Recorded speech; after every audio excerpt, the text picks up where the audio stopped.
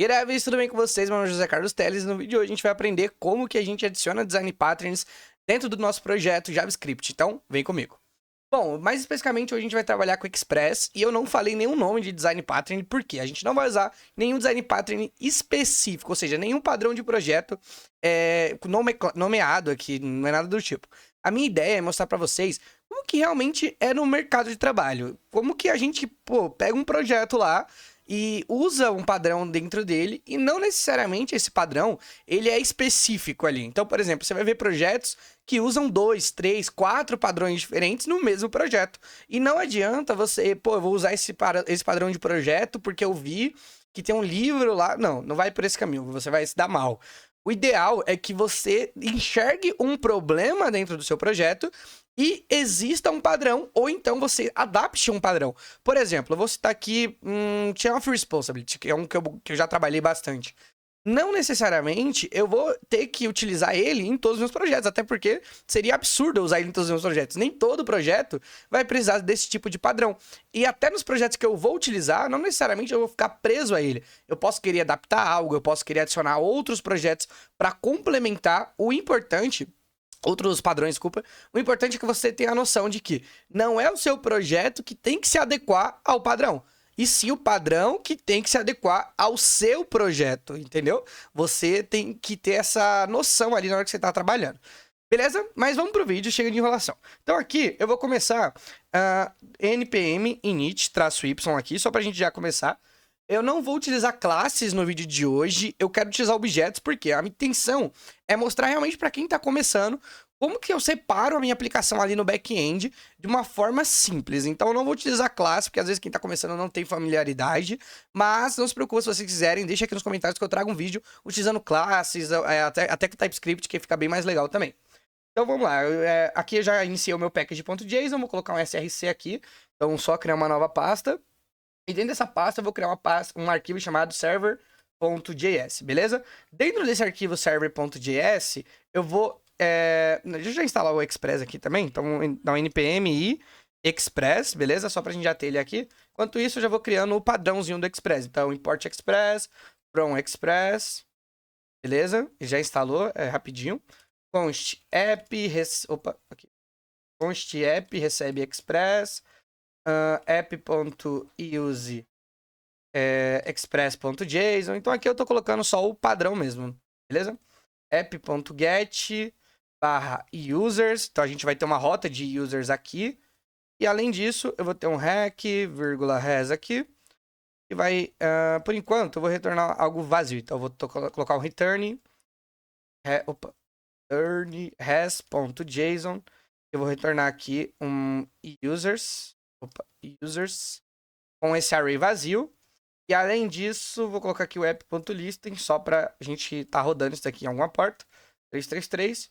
E aqui eu vou colocar console.log server running em localhost 333. Beleza? Então aqui foi o padrãozinho só para a gente começar a nossa aplicação. Vou executar isso daqui. Para isso, eu vou aqui dentro o meu package.json, vou mudar o type para módulo aqui, então vou colocar essa propriedade, porque a gente está usando import, né? Então tem que fazer essa mudança. E aqui eu vou colocar um script de dev, que vai ser simplesmente um node src. Como é a versão que eu estou usando aqui não tem o watch ainda, a gente vai ter que ficar restartando o servidor. Daí para usar o node1, mas não tem necessidade aqui não. Então vou colocar node.src server.js. Vou executar esse código npm run dev. Ele está executando aqui. E, ó, server running localhost, em teoria tá tudo certo. Então, se eu vier aqui no meu Thunder Client, é uma biblioteca que eu uso bastante para fazer requisições. Você pode fazer pelo Insomnia, pelo Postman, o que você preferir. Aqui eu já tinha algumas coisas prontas, então deixa eu só apagar isso aqui. Eu vou colocar que vai ser para 333 /users, que foi a rota que a gente colocou lá. Deixa eu ver isso mesmo. Users, get. É tipo get, né? Não push. Então, agora sim. Ele retornou aqui o nosso array vazio que a gente colocou aqui. Deixa eu até colocar aqui do lado. Dá pra gente ter uma boa visualização. Então, aqui é o nosso código e aqui o nosso cliente para fazer os testes. Tranquilo? Bom, o que a gente consegue ver por isso daqui? Basicamente, a gente sabe que quando eu tô criando uma aplicação no back-end, o que é importante? Eu vou ter muitas camadas, não só no back-end, né? No front também, mas no back é principal porque eu vou ter muitas camadas lógicas. Então, no back-end, a gente não tem muita. A gente não tem essa questão de tratar com interfaces, né? Então, o nosso código ele tem que ser muito lógico, muito objetivo. E isso faz com que eu crie muita dependência. Ou seja, eu vou ter uma parte do código que vai ter regra de negócio, eu tenho uma parte do código que vai estar chamando uma aplicação externa. Isso gera dependências absurdas por nosso código. E se a gente não tomar cuidado, a gente vai ter um problema muito comum, que é o quê? Vamos supor que eu queira ter um banco de dados aqui na minha aplicação, beleza? Então vou vir aqui, vou criar uma pasta chamada database, tranquilo? Dentro da minha pasta database aqui eu vou criar um index.js. E aqui, como eu disse, eu não vou usar classes, então vou utilizar objetos mesmo. Mas a ideia vai ser a mesma. Deixa eu dar um zoom aqui só para ficar melhor para vocês. Então, const... aqui eu vou colocar db mesmo. E o db, eu já vou até exportar ele aqui. Então, export, const db. E aqui em cima eu vou criar uma variável, var database aqui, sei lá. Vai ser um objeto. Dentro dessa variável eu vou ter um users. Vai ser uma array vazio, que aí vai ser nossa tabela. Então aqui é só para simular um banco mesmo, a gente não perder muito tempo. Então, aqui dentro de DB, eu vou criar um método chamado insert, beleza? E esse método insert, ele vai ser bem simples, ele vai receber só um username mesmo. A ideia daqui não é a gente focar muito nessa questão. Então, e quando ele receber isso, ele vai retornar o próprio username, beleza? Que ele recebeu. E além disso, ele vai fazer um users database.users.push passando esse username, beleza? Então ele vai passar esse cara para cá e beleza. Além disso eu vou ter também um select e o select ele não vai receber nada, a única coisa que ele vai fazer é retornar database.users. Então ficou bem simples mesmo a nossa estrutura aqui, até porque é só para a gente simular um banco de dados. Então, tranquilo, quando ele receber um insert, ele vai inserir o username aqui. E quando receber um select, ele vai só retornar todo o nosso array, tranquilo? Vou fechar esse código. E agora, aqui dentro, eu vou chamar o nosso banco de dados diretamente aqui no nosso server. Então, eu vou chamar aqui import db from.database/index.js aqui, senão ele dá um erro aqui. E agora, ao invés de retornar o users aqui, fazer o seguinte, eu vou pegar, vou colocar uma variável aqui em cima, então const users, essa const users recebe desculpa, db. Ele não pegou aqui, deixa eu ver, porque tem que cortar assim, então db, agora sim, db.select, e eu vou retornar agora um users, vai ser exatamente o retorno ali do meu banco de dados fake. E eu também vou ter uma rota de post que vai inserir esse cara lá, né? Então eu vou ter aqui, /users, que vai fazer a inserção desse dado. Então aqui, rec, vírgula, res, tarará, esse lado aqui é um... dá uma agonia. Então aqui eu vou criar meu usuário, e o meu usuário vai ter db.insert, e aí eu vou receber um username lá do body, né? Então, const body aqui, só para pegar o nosso body aqui da nossa request. E eu vou passar body.username, beleza? E além disso, body.username, aqui eu vou retornar também o retorno que tá vindo aqui desse user. Tranquilo? Então, uma rota eu insiro um usuário e na outra eu retorno esses usuários que a gente inseriu no banco. Então, primeiro, vou fazer um get aqui novamente. Lembrando sempre de restartar a aplicação, porque a gente não está usando no daemon, nem nada do tipo. Então, restartei aqui. Vou fazer o get. Beleza, continuo retornando um array vazio, porque não tem nada mesmo. E agora eu vou mandar um post com um username. E eu vou colocar aqui José. Vou fazer o post. Ele está enviando... importante, esqueci. Aqui eu não posso retornar direto, né? Tem que colocar o res.json. E agora sim... E agora sim ele vai retornar esse camarada. Porque ali ele meio que fica sem um fim para essa resposta, né? Para essa requisição. Então ele acha que deu erro. Bugou foi tudo aqui. E que agora o teclado bugou de vez. Pronto. Agora sim. Bom, então aqui só alterei essa parada, tranquilo. Vou executar de novo, tenho que só parar aqui o servidor. Beleza, vou executar. Então ele criou agora meu usuário. Se eu fizer um get, ele retorna aqui o username, como a gente colocou só para retornar o username. Se eu colocar outro usuário, por exemplo, o Carlos, né? Fazer um post, agora eu vou fazer mais um get, ele retorna o José e o Carlos. Então, tranquilo, lógica normal, tá funcionando normal. Qual o problema disso? Vamos supor que eu vou ter uma outra rota agora, do tipo post também, e ela vai criar um user, só que dessa vez ela recebe esse usuário através de um admin. Então eu posso colocar, por exemplo, aqui /admin, /users, /create. Então vamos supor que ela recebe, porque essa primeira rota, ela recebe o usuário através da aplicação do nosso front-end, por exemplo. Essa segunda, ela recebe esse usuário através de um painel de admin. E elas podem ter peculiaridades diferentes, só que usar o mesmo método do banco. Como assim? Vamos supor que nessa daqui, eu faço só uma validaçãozinha antes para ver se realmente quem está criando esse usuário é um usuário do tipo admin, entendeu? Então eu posso ter essa regra aqui. Eu não vou colocar aqui só para...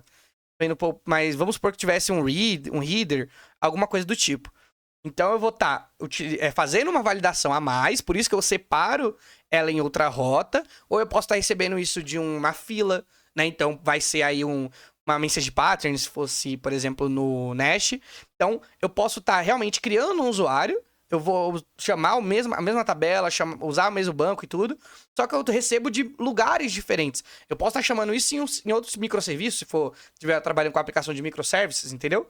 Então por isso que eu vou ter essa diferença. Mas ela vai fazer exatamente a mesma coisa. Ela vai simplesmente chamar o método de criação lá do banco de dados, beleza? Então, vou fazer isso daqui. Se eu chamar essa rota agora... Vou chamar essa rota. Vou enviar o usuário. Ele cria normalmente. Qual que é o problema disso daqui? Aqui eu fiz o get, não é nessa rota, é na users. Mas, bom, qual que é o problema que isso me gera? Se eu precisar alterar esse banco de dados, eu vou ter que alterar nos dois lugares, percebe? Eu vou ter que alterar nessa rota e depois vou ter que alterar nessa rota aqui.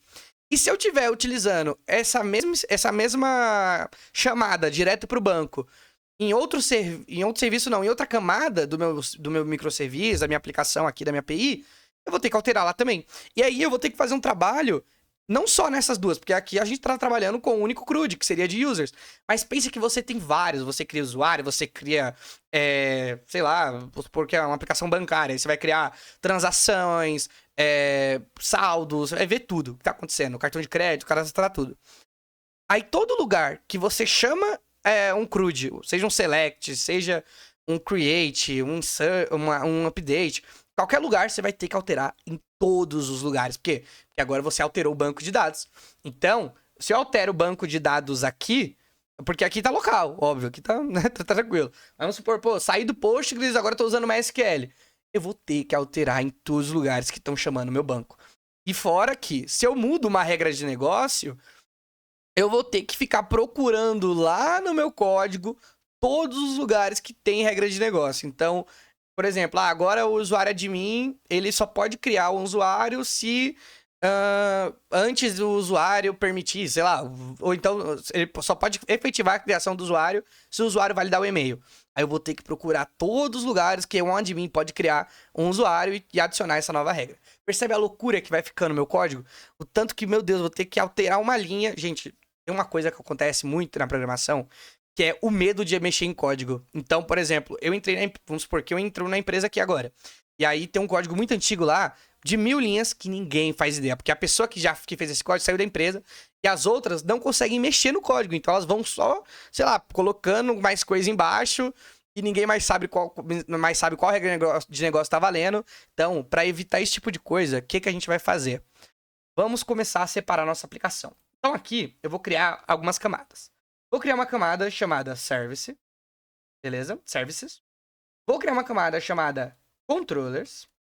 Vou criar uma camada chamada Repository. Tranquilo? Então, criei aqui 3 camadas. Quando eu falo camadas, você pode entender como pastas, não tem problema. Eu coloquei uma dentro da outra, peraí. Pode entender como pastas, não tem problema. Mas, na verdade, camada é porque, como eu vou ter funções, eu vou ter classes em escopos diferentes, ou seja, uma classe chama a outra, que chama a outra, por isso que a gente fala camada, porque o meu código, ele realmente vai passar pela primeira camada, pela segunda, pela terceira, e por aí vai, entendeu? Tranquilo, então a gente tem controles, repositories e services. O que a gente vai fazer? Vamos começar pelo mais baixo nível. Para isso, eu vou abrir o ScaleDraw aqui, só pra gente... Ó, eu tava colocando meu fundo aqui, né? Alguns dirão que é chroma key, os invejosos apenas. Então, beleza. Eu vou colocar aqui pra gente entender melhor qual que é o esquema aqui, né, da parada. Quando eu crio essas camadas, elas têm um motivo. Então, eu vou criar aqui um client. Entendo o client como sendo o front-end, o próprio Insomnia, qualquer coisa que vá fazer uma requisição, tranquilo? Tudo que for fazer uma requisição para minha API, eu considero como um cliente, tranquilo? Um client. Então, esse daqui vai ser o nosso client. E o client, ele vai acessar o que ele vai acessar? Nossa API, tranquilo? A API nada mais é do que a interface do back-end. É onde ele consegue se comunicar. É a porta de entrada para a minha aplicação, para o meu back-end. Depois da API, ele vai chamar a minha API já agora não é mais meu cliente que tem poder sobre aqui. Ele tem o poder de fazer a requisição para a API. Agora, quem manipula as informações para onde vai cada camada e tudo mais é a própria API. Então, a minha API, agora, ela vai chamar um camarada aqui que vai ser o meu controller. Como o próprio nome diz, controller é de controlador. Ou seja, ele controla algo. E o que meu controller controla? Ele controla... Nossa, falei muito controles aqui, fiquei meio bugado. Ele controla o acesso dos dados. Então, ele controla, por exemplo, quem está fazendo a requisição. Ele controla a entrada e saída dos dados da aplicação. Ele manipula as rotas. Ele vai dizer se vai ter get, se vai ter post, se vai ter patch. Ele fala, ele quem recebe a primeira chamada, entendeu? Então, a minha API, no caso, né, ela vai direcionar para as rotas, que aí sim, as rotas vão ter lá get, post. Só que quem realmente vai efetivar essa chamada para a API é o meu controlador. Ele controla quem está acessando. Se o cliente pode acessar, então ele pode ter um middleware ali para verificar. Então, ele é quem é a primeira camada, vamos dizer, tirando as rotas, né? É a primeira camada ali da minha aplicação. Ele está bem próximo às rotas, você até pode levar, assim, em consideração que o controller seria a rota ali, mas não necessariamente, mas só pra gente entender. Vamos dizer que é essa camada das rotas da nossa aplicação, tranquilo? Então, o controlador, ele recebe o primeiro impacto dentro do nosso sistema. Depois do controlador, eu vou receber o meu controller, no caso, ele vai chamar uma outra camada. Que camada é essa? É o serviço. Os services, eu costumo dizer que eles são tudo que você precisa manipular um dado ou regrar aquele dado, é o serviço que vai fazer. O seu controlador, ele não tem obrigação de manipular os dados da sua aplicação. Então, vamos supor que antes de mandar para o banco, você tem que... você recebe uma string lá de 100 caracteres, aí você tem que cortar em 80 para mandar para o banco... para mandar para outro sistema, alguma coisa. Não é o seu controller que vai fazer isso. É o seu serviço. Então, o serviço, ele é quem manipula a entrada, os dados que entraram pelo controlador. Então, o controlador recebe os dados, manda pro serviço, o serviço manipula, faz o que ele tiver que fazer, dispara e-mail. Você pode ter um serviço que controla os e-mails, você pode ter um serviço que chama outro serviço. Então, o serviço, ele quem vai dizer o que realmente vai acontecer com aqueles dados na sua aplicação. O seu controlador recebe, passa pro serviço, e o serviço chama outro carinha aqui. Eu poderia ter esse carinha direto no serviço, mas eu não gosto de fazer dessa forma. E eu já explico por quê. Então, aqui no meu serviço, ele vai chamar o meu repositório. O meu repositório, ele é a camada que trabalha com o banco de dados. E só isso. Eu não posso implementar regras de negócio no banco, no meu repositório. Entendeu? O meu repositório, ele não pode, por exemplo... o que são essas regras de negócio que eu fico tanto falando? Às vezes tem pessoas que me seguem novas que não conhecem, né? Regras de negócios são, por exemplo... Vamos supor que você tá criando um aplicativo para um banco mesmo. E aí, esse banco... O cliente só pode fazer um empréstimo caso ele já tenha 2 anos como sendo cliente do banco. Isso é uma regra de negócio. Por quê? Você vai ter que colocar isso lá no seu código, né? Você vai ter que validar toda vez que o cliente for pedir um empréstimo se ele já tem 2 anos como sendo cliente. Só que isso não é uma regra lógica, não é da linguagem de programação. Não é algo do computador, algo lógico ali, uma estrutura da linguagem que você está usando. Isso é algo que o negócio, ou seja, que a empresa que você trabalha, mandou você fazer. Então é uma regra da empresa, não é uma regra de código, entendeu? Essa é a diferença. Então o repositório ele não pode ter essas regras da empresa, do negócio. Porque o trabalho dele é ser bem abstrato. Então, tudo que precisa se comunicar com o banco vai chamar o repositório. Então, não adianta eu colocar uma regra de negócio lá que só um serviço vai utilizar, que só uma camada vai precisar. Eu coloco coisas no repositório que eu possa chamar em qualquer lugar, e aí sim, nesse lugar que eu vou chamar, nesse serviço que vai precisar do repositório, é onde eu vou ter essa regra de negócio. Ou vou ter numa camada core, que é mais comum, mas basicamente não é no repositório que você vai ter essa regra de negócio. Tranquilo? Então, beleza. Eu demorei um pouquinho mais pra explicar, mas só pra ficar bem claro mesmo. Então, agora, eu gosto de começar sempre pelo mais baixo nível, ou seja, sempre pelo que depende menos das coisas. Aqui, olhando, qual que você acha que é o que depende menos? Ou seja, o que eu consigo fazer primeiro sem precisar ter que criar outras coisas? Obviamente, o repositório. Por quê? O cliente depende da API, não, vamos esquecer a primeira parte, né? O controller depende do serviço, o serviço depende do repositório, e o repositório só precisa do banco que a gente já tem. Tranquilo? Então aqui no repositório eu vou criar um users.repository.ts ou .js, o costume de TypeScript. E eu sempre gosto de colocar esse ponto com o nome da camada. Então, se eu tô em repositories, eu coloco ponto .repository para depois vir a extensão. Eu acho que fica mais fácil, às vezes, quando eu vou buscar arquivo. Eu gosto. E outra coisa, quando a gente vai adicionar padrões no projeto, é importante você entender que, como eu disse no começo, não necessariamente eu preciso de um padrão que o mercado todo usa. Eu posso criar um padrão para o meu projeto? Posso. Por exemplo, tem empresas que elas utilizam variáveis e funções em português. Por quê? Porque às vezes o ramo é tão específico no Brasil que não existe depara das palavras em inglês. Então não faz sentido a empresa tentar colocar inglês lá dentro do código. Então elas usam tudo em português. E não tem nenhum problema, desde que você mantenha esse padrão. Então se você falou, por exemplo, pô, José, todas as minhas variáveis vão começar com a primeira letra maiúscula. Tranquilo. Desde que você mantenha esse padrão até o final do seu código. Não adianta do nada surgir uma variável que a primeira letra não é maiúscula. Então você vai seguir um padrão, você vai criar um padrão pro seu projeto, vai adaptar um padrão pro seu projeto, utilize ele até o final, beleza? Ou se você vai utilizar 4 padrões, utilize esses 4 padrões da forma que você começou. Não, do nada, não vai mudar, não vai, sei lá, dar louca lá e alterar tudo, entendeu? Tem que ter sempre essa responsabilidade. Então aqui no repositório, eu vou fazer o seguinte, eu vou colocar um export const, tranquilo? Users repository, e aqui como eu falei, eu não vou utilizar classe, então vou utilizar um objeto. Dentro desse objeto, eu vou ter um findAll, beleza? Esse findAll vai ser uma arrow function, que vai chamar o meu db, e aqui eu vou colocar só antes, const users, recebe db.select. Tranquilo? Então é aquela mesma coisa que a gente está fazendo lá no meu servidor, praticamente, aqui em algum lugar, aqui ó. Então é a mesma coisa praticamente, só que com a diferença que agora a gente vai abstrair um pouco mais. Então, eu vou colocar aqui users. Ele vai retornar os usuários. Eu vou ter também um insert aqui, tranquilo? Insert. Você pode colocar create também. Aí vai de você. Então, eu vou ter esse insert. Vai ter const. Ele vai receber um username. Muito importante ele receber esse username. E ele vai devolver um user que vai ser db.insert, passando aqui o username que ele recebeu. E olha que legal. Tá vendo que nesse momento ele não sabe que esse username vai vir do body da minha requisição? Olha a diferença. Aqui eu passo para minha aplicação, eu vou manipular o body, beleza? Depois do body eu pego body.username, tranquilo? Eu pego o body da minha request, depois eu pego o username do body. Só que aqui eu não falo que eu vou receber um body. Por quê? Porque ele não recebe, não é trabalho do repositório saber que lá atrás ele chegou algum body, chegou alguma requisição. Não. Ele precisa do quê para criar esse usuário? Do username. Então, pronto. É isso que ele precisa saber.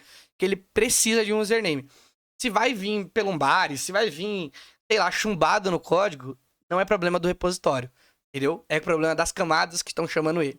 Então isso é importante abstrair também. Porque imagina que em outra camada, eu não vou receber isso através de um request. Eu vou estar recebendo isso, por exemplo, de uma mensageria. E aí o formato é diferente, vai estar vindo de um Kafka, de alguma coisa diferente. Então, por isso que eu sempre gosto de tornar o repositório o mais abstrato possível. Abstrato no sentido de que ele não tem uma forma ali definidinha. Não, ele consegue ser utilizado em vários outros lugares, tranquilo? Aqui faltou só o ponto .js, não vai dar erro. E agora eu vou criar lá no meu service, então users.service.js, mais uma vez seguindo esse padrão que eu falei para vocês, né, do mais baixo nível e subindo. Então user service, o que o meu service vai ter?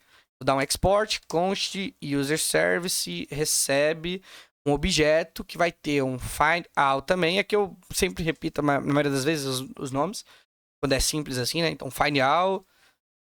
E aqui ele vai chamar, ao invés de chamar o DB, ele vai chamar o repository, né? Então eu vou até retornar direto aqui, porque eu não vou manipular por enquanto. Eu vou chamar users repository.findout, vírgula, o insert agora, né? Insert. E aqui eu vou colocar return users repository.insert, beleza? E ele vai passar o username. E aqui eu poderia até colocar que ele vai receber isso através do body, mas eu também normalmente coloco mais ou menos o mesmo esquema que eu tô passando ali pro meu repositório, tranquilo? Então eu vou passar só o username. Agora, olha que legal. O meu serviço, ele não faz ideia de que existe um banco de dados. José, como assim? Claro que ele sabe. Não sabe. Ele sabe que existe um repositório, que existe uma classe, um objeto chamado users repository. Ele não faz ideia se é um banco Postgres, se é na memória, como está sendo no nosso caso, se vai ser um Redis, um MongoDB. Não, ele não faz ideia. Por quê? Porque ele não precisa saber disso. Quem precisa saber para onde vai o dado é o repositório. O meu serviço, ele não tá nem aí. Ele só vai receber esse dado, vai tratar, vai manipular, pum, passou adiante. Agora se vira aí, repositório. Então, se eu precisar alterar meu banco de dados, meu chefe deu a louca hoje, pum, quero trocar para Redis. Eu vou lá, mudo no repositório e pronto, acabou. O meu repositório tá fazendo a conexão com o banco, eu tenho algum config, eu tô usando um RM, vou mudar no repository. Eu não preciso mudar isso nos serviços, não preciso mudar isso no controller. Eu mudo naquela camada. Se tá dando um erro na hora de chamar um método do RM, da ferramenta que eu tô utilizando para se comunicar com o banco de dados, eu não vou precisar olhar no repositório, no serviço, desculpa. Não vou precisar olhar no serviço, não vou precisar olhar no controller, eu vou olhar no repositório. Porque é ele que fala com o banco. Então tá vendo como eu abstraio mais as informações, como fica tudo definido, tudo separado? Beleza. Então, além do meu serviço, aqui eu só vou colocar o ponto .js também, senão vai dar erro. Pera aí, aqui. Aqui em cima, preciso colocar esse cara, senão dá erro. E agora no meu controller, eu coloco users.controller.js, export, const, usersController, recebe. E aqui eu vou colocar find out. Vai ser isso daqui. E você vê que a estrutura está se repetindo porque a gente não tem uma aplicação complexa, né? Se fosse algo mais complexo, aí sim teria mais dificuldade, beleza? Então, const users. Mais dificuldade não, mas encorpado isso daqui estaria. Então, users.service.findout, return users, beleza? E agora, aqui também eu vou colocar... Na verdade, aqui eu vou colocar assim, ó, ec,res. E ele vai retornar o res.json. Então, essa minha camada, ela sabe que vai receber a request e a resposta. Beleza? Então, essa daqui precisa saber. O resto, não. E aqui ele também vai ter um insert. Eu poderia colocar create aqui, mas vou deixar insert. Então, insert, ele vai receber user. Na verdade, e aqui vai ter o rec,res também. Bom, já estava criando aqui, né? Vou tirar isso do body também, né? Então, vou colocar aqui body. Então, eu vou pegar o body da minha request. E aqui meu user vai ser igual a users service.insert body.username, beleza? E return user. Prontinho. Com isso daqui... e eu tenho que colocar aqui o res também, senão ele não retorna. res.json. E aqui colocar dessa forma. Tranquilo? Com isso daqui eu tenho minha aplicação Pronto. Só falta agora as rotas. Então deixa eu colocar aqui, roads. Dentro de roads eu vou colocar roads.js ou users.roach.js, export. E aí, na verdade, antes eu preciso importar uma coisa, então import. Tô pingando aqui, cara, São Paulo tá um calor, só Deus. Então import roach from express e export. E aqui, na verdade, deixa eu colocar assim, ó. Const roach é igual a roach e roach.get. Ele não tá pegando aqui. Deixa eu ver se eu coloquei isso certo. É router, né? Então, router. Agora sim, router.get. E aqui, quando eu tiver um get, eu vou chamar um get barra users, no caso. Eu vou chamar o meu users controller.findAll. Beleza? E quando eu receber um post na rota users, eu vou chamar o meu users controller.insert. Beleza? Simples assim. Vou exportar o roach no final aqui. Export default aqui. E agora, dentro do meu servidor, eu apago tudo isso daqui e coloco app.use users routes. Beleza? E aqui, para importar, eu vou fazer o seguinte. Posso tirar meu banco de dados aqui também. Vou colocar que eu vou receber um users routes from ponto barra routes barra. Aqui ele tem o users.roach.js. Tranquilo? É isso que eu vou receber da minha aplicação. Vou fechar tudo aqui, só para ficar mais fácil. Vou vir aqui no Thunder Client. Novo. E olha que legal. Vou subir aqui meu código. Vou parar. Executar novamente. Vou fazer... já quebrou onde? Acho que eu esqueci algum ponto .js. Ele sempre dá erro. Eu sempre esqueço. Aqui mesmo. Então, ponto .js. Tem uma configuração pra melhorar isso, mas eu tenho preguiça de colocar toda vez. Eu prefiro ficar vendo onde vai estourar, ó, como aconteceu de novo, e vir colocando. Nem tudo a gente usa um bom padrão, né? Ih, rapaz, eu devia ter feito isso antes. Aqui... peraí. Essa aqui tô retornando errado também. Mas aqui... database... database... barra index.js. Pronto, só as importações mesmo que tinha bugado aqui. Mas tá tudo certo agora. npm run dev. Tranquilo, rodou a aplicação, vou fazer um get. Retornou, ó, users vazio. Vou fazer um push para o barra users aqui. Mandando username, Carlos. Vou mandar agora Felipe. Mandou, vou fazer um get. Carlos e Felipe. Então você fala, José, mas o resultado foi o mesmo. Eu precisei me esforçar muito mais para desenvolver essa parada. Mas aí que tá. Olha que simples que ficou se eu quiser criar uma outra rota aqui.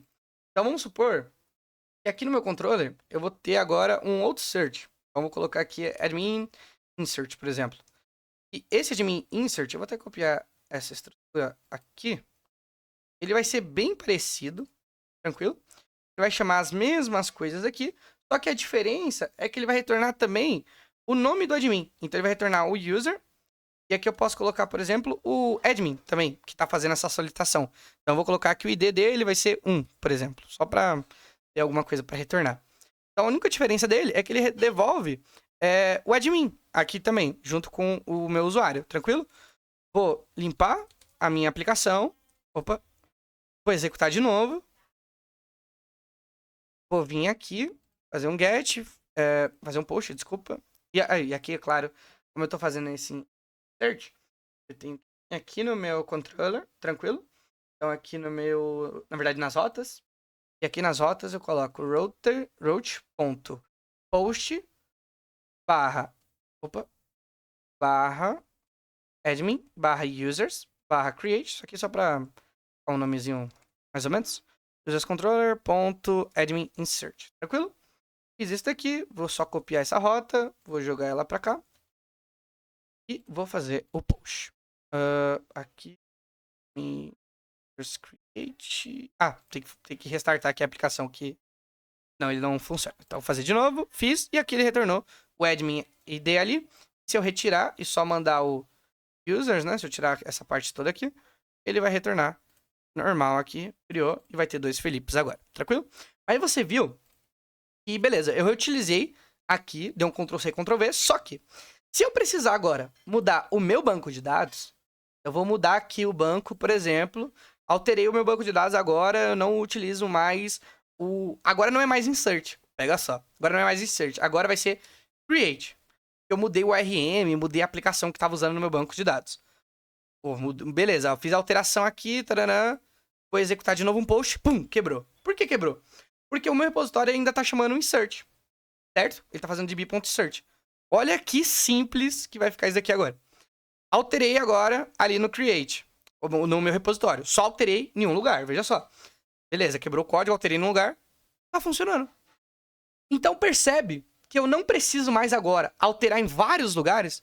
Se quebrou porque a biblioteca que tá usando o banco, ou então a forma que o banco de dados inteiro mudou, eu só vou alterar no repositório. Eu não preciso alterar no controller, não preciso alterar nas rotas, não preciso alterar nos serviços. O meu problema, ele ficou centralizado, percebe? Então, pô, se eu preciso mudar uma regra de negócio, eu posso colocar na minha camada de core, ou no caso aqui eu vou colocar na camada de serviço.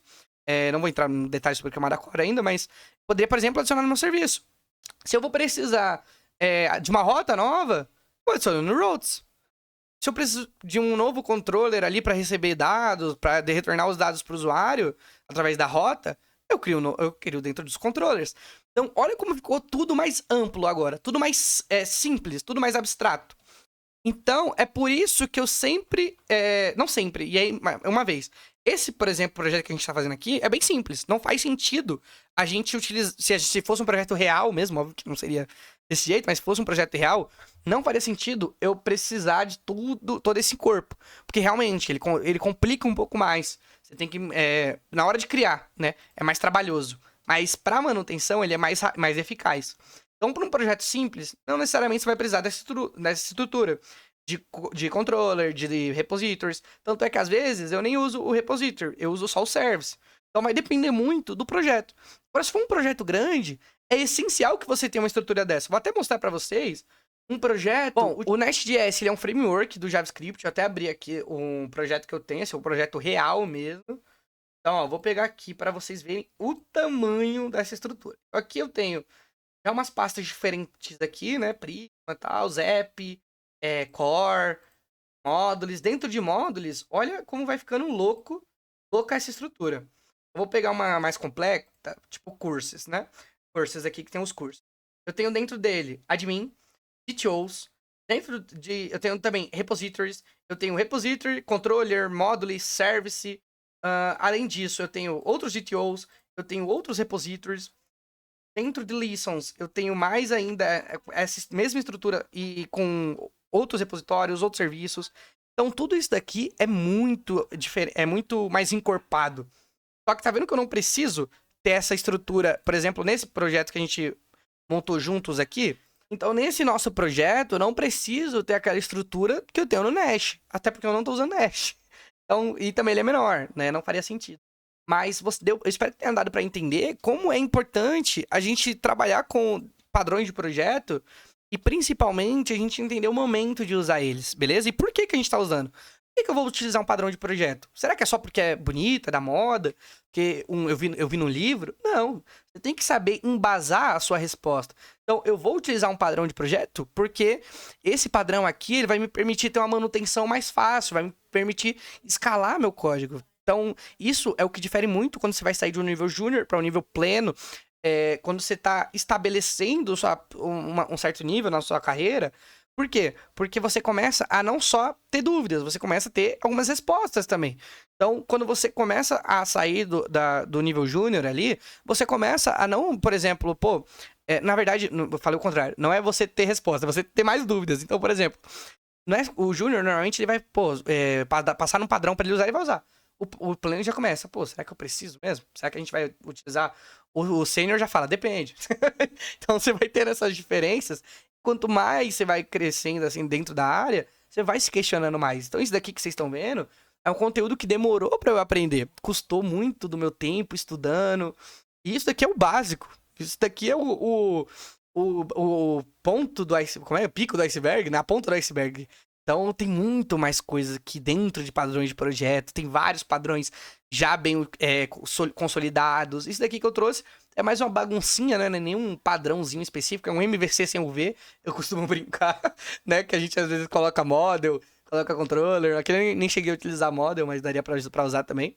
Mas era isso que eu queria trazer pra vocês. Espero que vocês tenham gostado. Se vocês gostaram desse vídeo, não esqueça de se inscrever no canal. Aliás, foi um comentário de um inscrito que me fez fazer esse vídeo. Então, comenta aí. Vai me possibilitar ver o que vocês estão precisando aprender. E eu vou trazer isso pra cá, porque a gente aprende junto. Pode questionar aí. Se eu falei alguma coisa errada também, pode deixar aí nos comentários. A gente vai evoluindo cada dia mais juntos, beleza? Valeu e tchau, tchau.